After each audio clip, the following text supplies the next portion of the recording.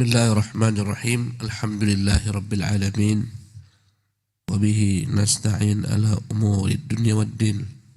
Wa nusalli wa nusallim ala abdihi wa rasulihi Muhammadin wa ala alihi wa sahbihi ajma'in. Amma ba'du. Qala al-musannif hafizahullah, akhiru mufawadhati Quraisy ma'a Abi Talib. Berkata pengarang kitab kita dalam kitabnya Al-Lu'lu'ul Maknun, negosiasi terakhir Quraisy dengan Abu Talib. Inilah upaya terakhir mereka untuk bernegosiasi dengan Abu Talib. Nah, setelah itu Abu Talib pun wafat. Rasulullah keluar dari tempat yang mereka diasingkan di sana, di embargo Asy-Syi'b. Setelah kita kaji pada pekan lampau bagaimana peristiwa kesepakatan zalim itu telah hilang, dimakan oleh rayap, maka Nabi kembali berdakwah, mengajak manusia kepada agama Allah, dan Quraisy kembali kepada perilaku lama mereka yang menyimpang kufurannya, kembali menghalangi orang dari jalan Allah Subhanahu wa taala. Kembali mereka memperketat berbagai macam bentuk teror terhadap Nabi dan para sahabatnya. Sementara Abu Talib sedaya mampunya tetap melindungi Nabi, anak saudaranya, keponakannya, dan terus menjaganya hingga akhirnya datanglah padanya penyakit tua, dan penyakitnya pun mulai kritis. Ketika itu kaum musyrikin berupaya untuk bernegosiasi kembali tentang perkara Nabi SAW dengan Abu Talib. Karena mereka khawatir jangan sampai nanti orang-orang Arab mencela Quraisy. Setelah wafatnya Abu Talib,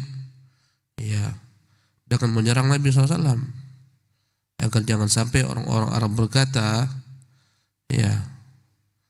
mereka biarkan Muhammad, ketika pamannya ada, mati pamannya, maka mereka serang Muhammad.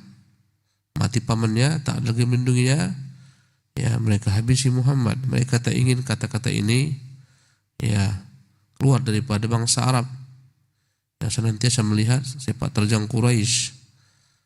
Maka mereka ingin membuat image bahwasanya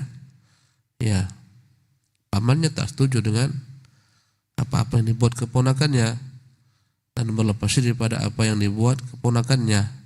Kalaupun dia mati, nanti bangsa Arab tahu bahwasanya pamannya sudah berbeda dengannya. Naam.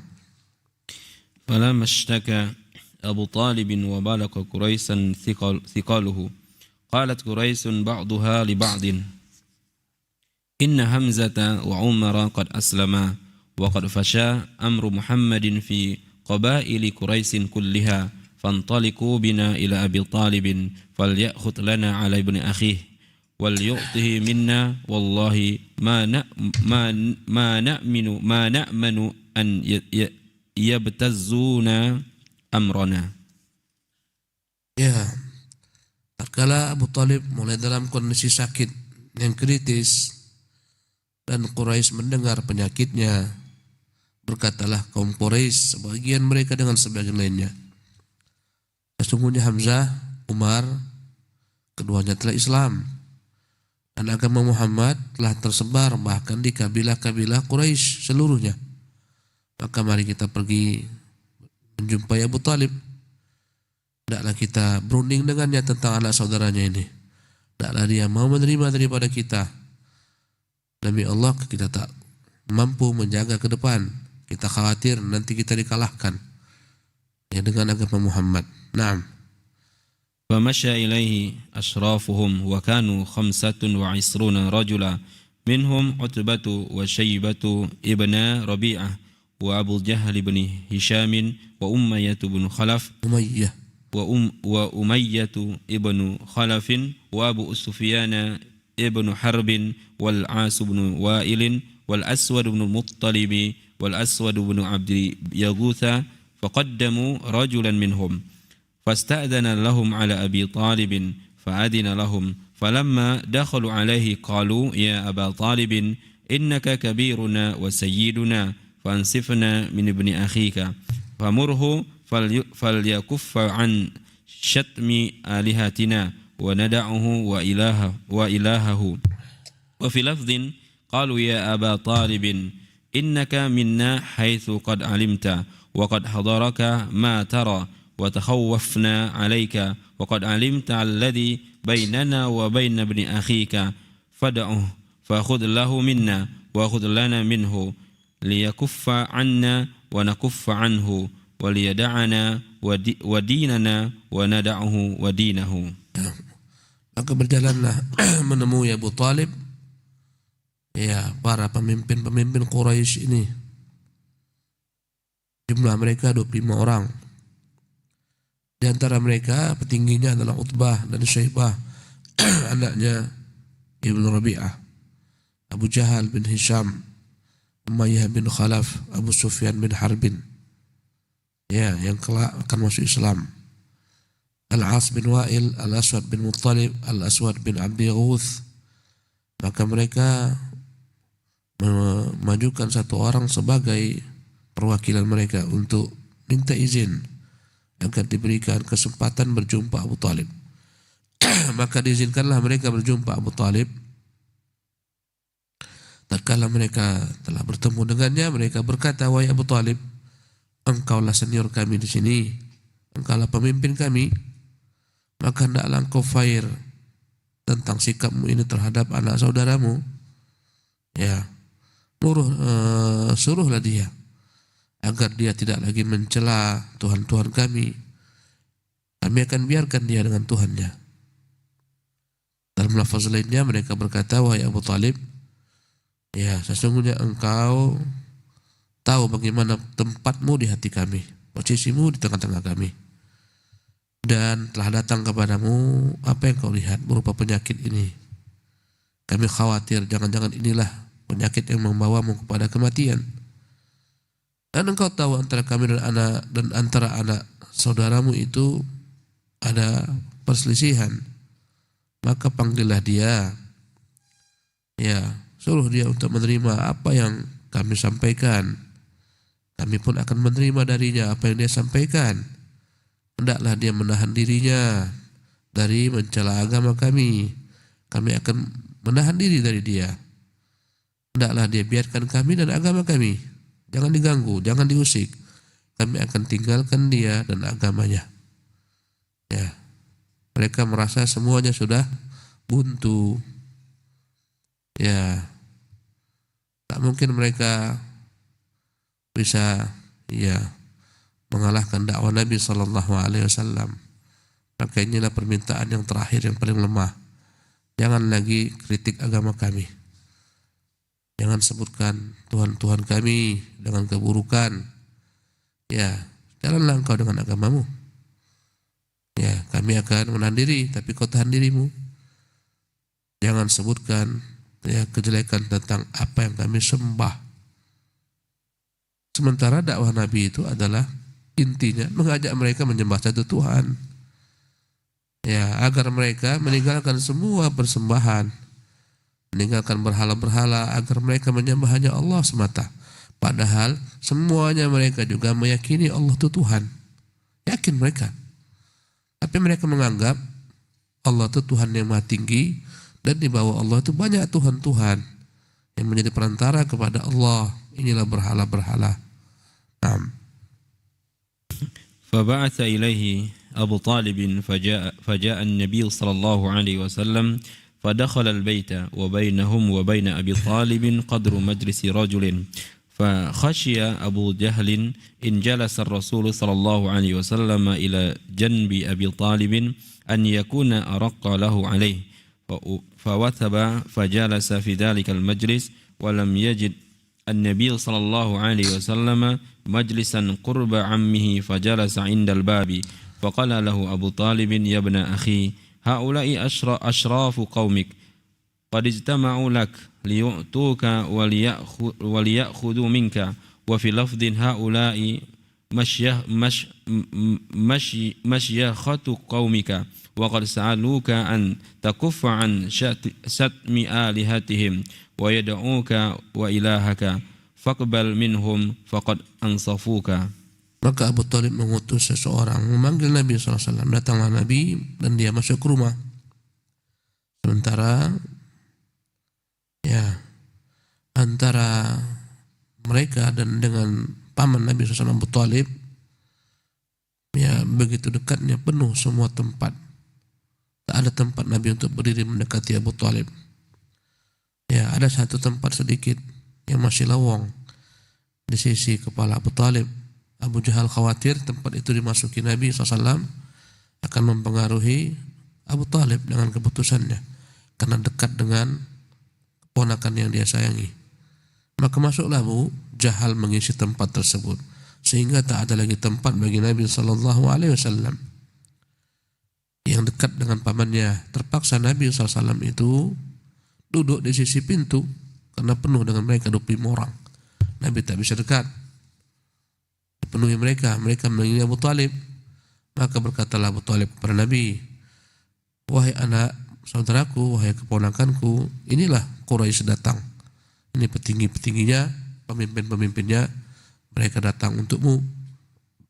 Mereka minta engkau memberikan apa yang mereka harap. Dan mereka akan memberikan pula apa yang kau harap. Dalam riwayat lainnya, inilah dia pemimpin-pemimpin kaummu. Mereka minta agar engkau menahan dirimu untuk tidak mencaci lagi Tuhan-Tuhan kami. Tidak menyebutkan kejelekan Tuhan-Tuhan kami. Dan mereka akan meninggalkan engkau dengan Tuhanmu pula. Maka terimalah dari mereka. Mereka telah meminta suatu permintaan yang fair. فقال رسول الله صلى الله عليه وسلم أرأيتم إن أعطيتكم هذه هل أنتم معطي كلمة إن أنتم تكلمتم بها ملكتم بها العرب ودانت لكم بها العجم. وفي رواية فقال أبو طالب يا ابن أخي ما تريد من قومك؟ فقال رسول الله صلى الله عليه وسلم أريد منهم كلمة واحدة تدين لهم بها العرب وتؤدي إليهم العجم الجزية. قال أبو طالب كلمة واحدة؟ قال صلى الله عليه وسلم كلمة واحدة. فقال أبو جهل لعنه الله نعم وأبيك وعشر كلمات.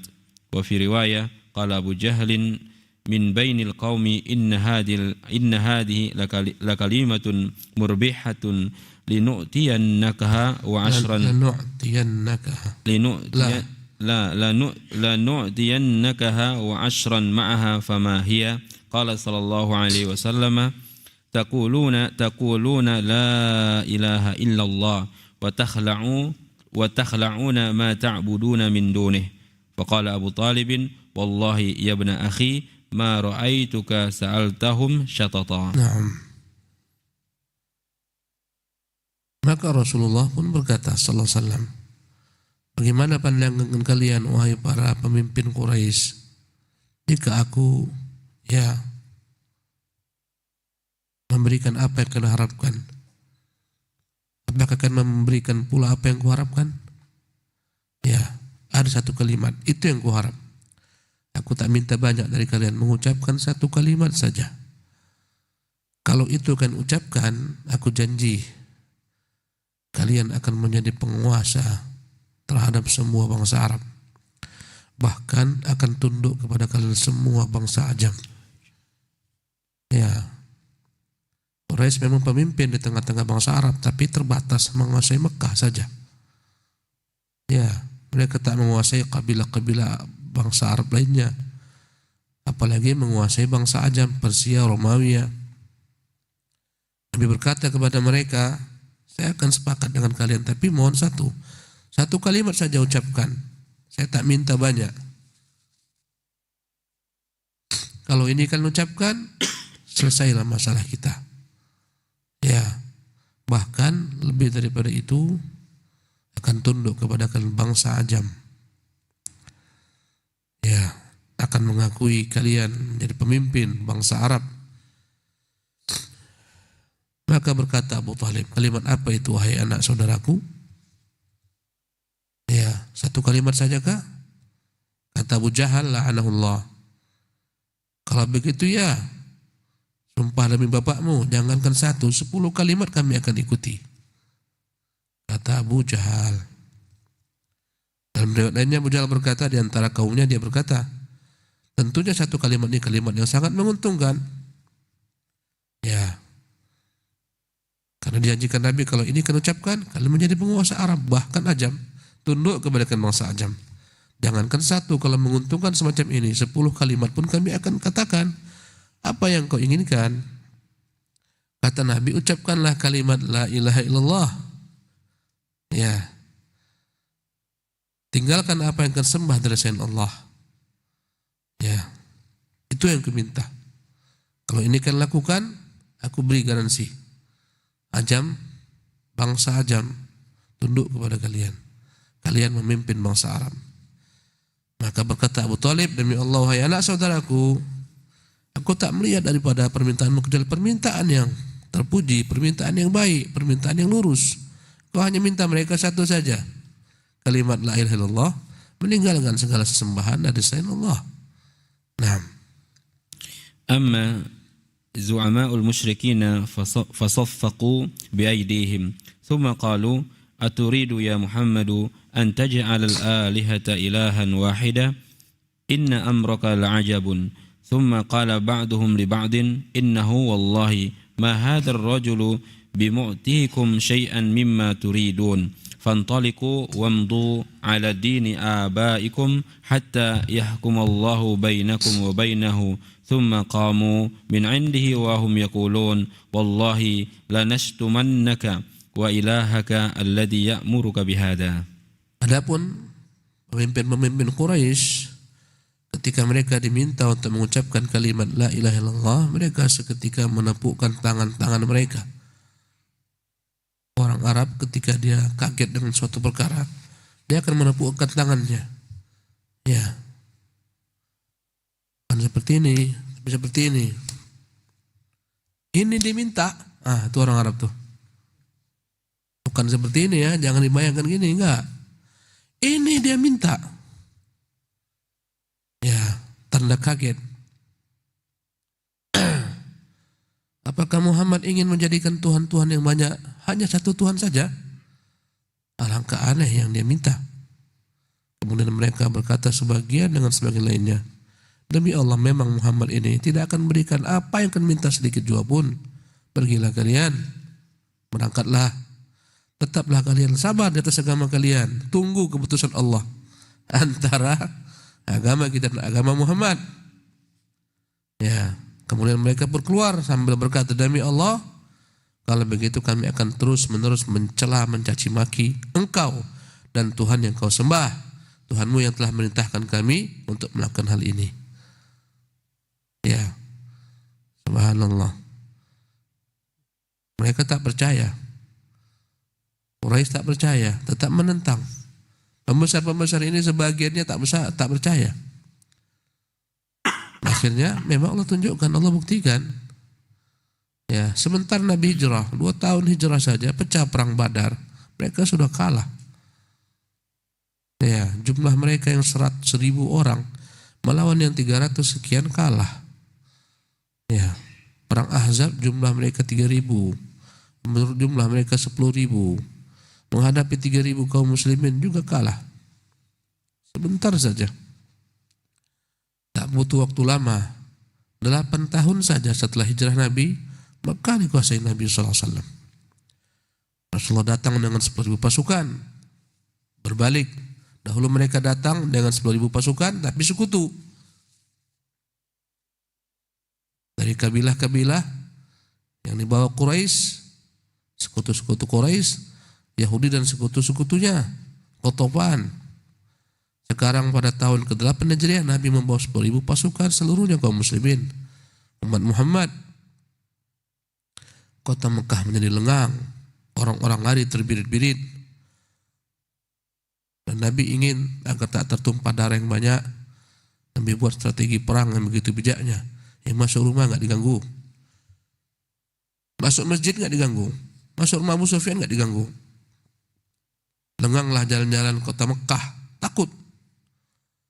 Ada seseorang yang melihat kedatangan Nabi, lari terbirit-birit, sembunyi di balik pintu. Nabi pun mendatanginya dan dia gemetar ketakutan. Subhanallah, takut dia dengan Nabi SAW. Sembunyi di balik pintu. Maka Nabi SAW tersenyum melihatnya. Nabi mengatakan, demi Allah, aku ini bukan orang-orang sebagaimana yang kau bayangkan, orang yang sadis, kejam, bukan. Aku ini seperti kalian. Aku ini anak perempuan yang juga makan dendeng sebagaimana kalian. Nabi menenteramkan hatinya. Tak perlu kau takut dengan saya, kata Nabi SAW. Padahal dia sudah menggigil ketakutan terkencing-kencing. Saya ini orang biasa. Ibu saya sebagaimana ibu orang biasa, makan dendeng di kota Mekah. Mengapa dengan saya takut seperti itu? Sallallahu alaihi wasallam. Terbukti, ya, sekitar 13 tahun Umar memimpin, selesai Persia, habis semuanya, tunduk. Subhanallah. Ya, beberapa tahun ke belakang, setengah Romawi habis. Ya, memang Allah telah tetapkan Romawi itu gak akan habis semua. Nanti akhir zaman semua akan habis. Ya, Romawi Timur selesai. Tinggal Romawi Barat. Nah, dengan ibu kotanya Roma, itu nanti. Apa dia katakan Nabi itu benar, hak.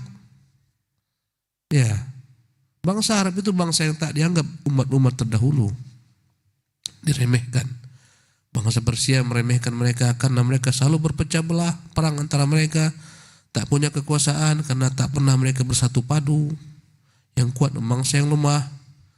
Kemudian mereka hidup di gurun Sahara, gurun yang tak ada padanya kehidupan kecuali kemiskinan, kekurangan bahan makanan.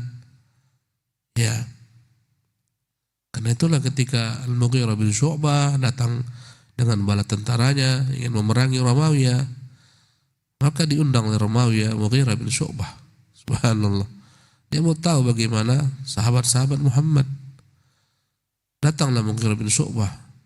Ya, dengan izzah keperkasaan Islam. Ya. Dia langsung duduk di samping raja. Kaget semuanya mereka. Kau mengapa duduk di sana? Kata dia, aku duduk di sini tak akan mengurangi ya kebesaran raja kalian dan tidak mengangkat derajatku.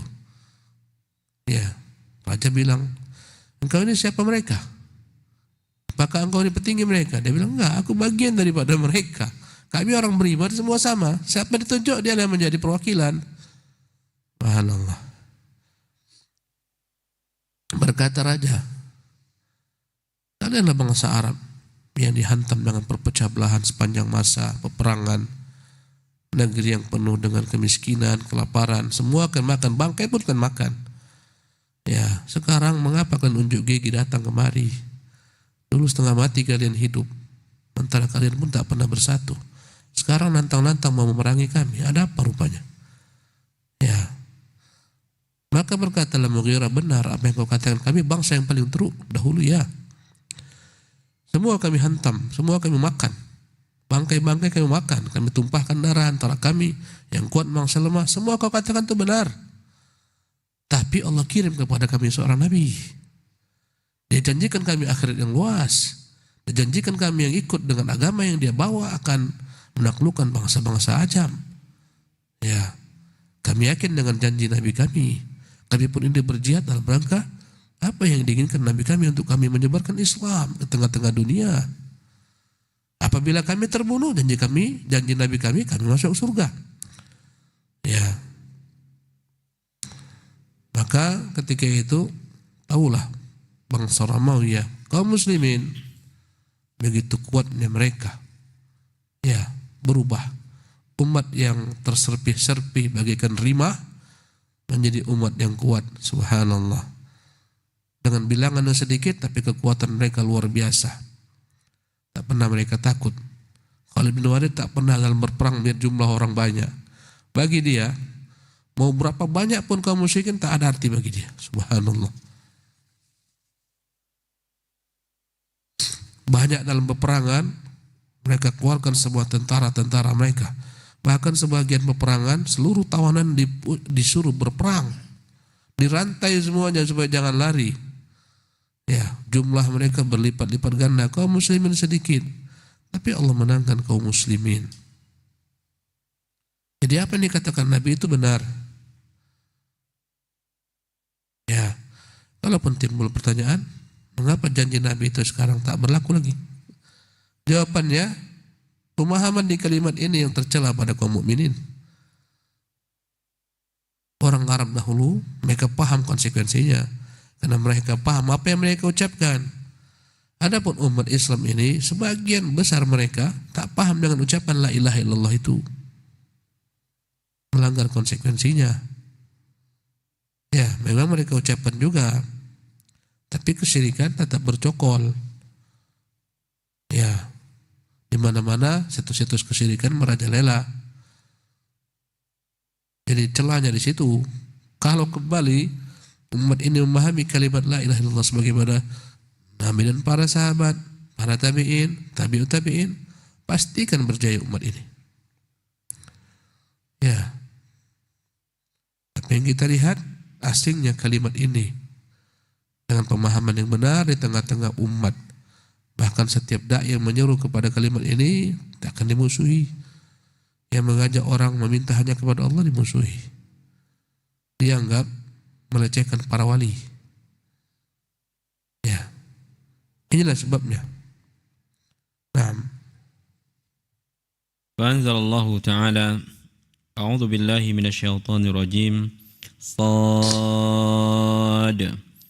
والقرآن ذي الذكر بل الذين كفروا في عزة وشقاق كم أهلكنا من قبلهم من قرن فنادوا ونات حين مناص وعجبوا أن جاءهم منذر منهم وقال الكافرون هذا ساحر كذاب أجعل الآلهة إلها واحدا إن هذا لشيء عجاب وانطلق الملأ منهم أن امشوا واصبروا على آلهتكم إن هذا لشيء يراد ما سمعنا بهذا في الملة الآخرة إن هذا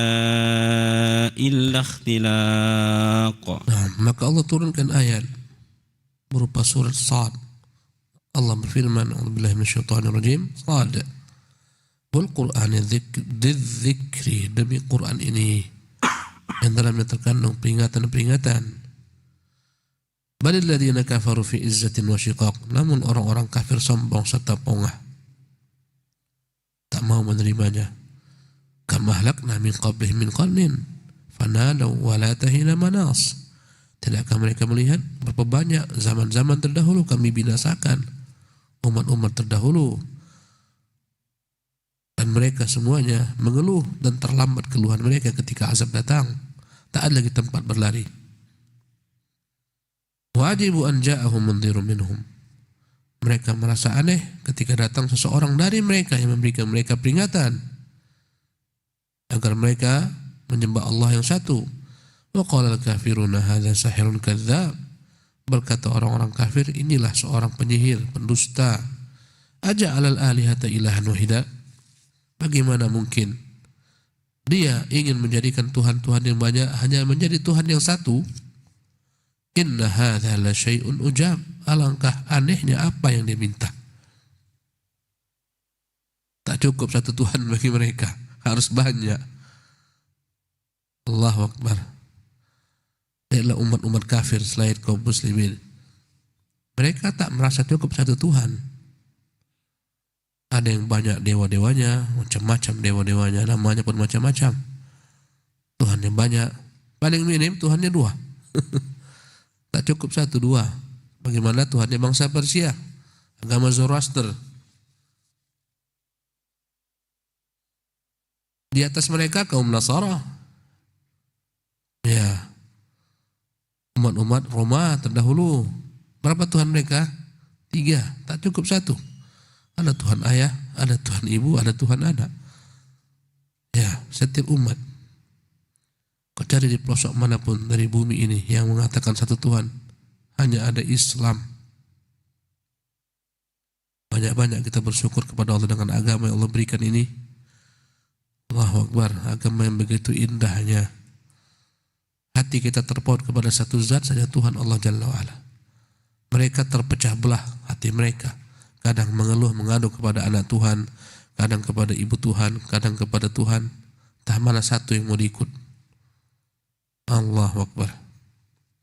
Bagaimana Muhammad ingin menjadikan Tuhan yang banyak menjadi Tuhan yang satu?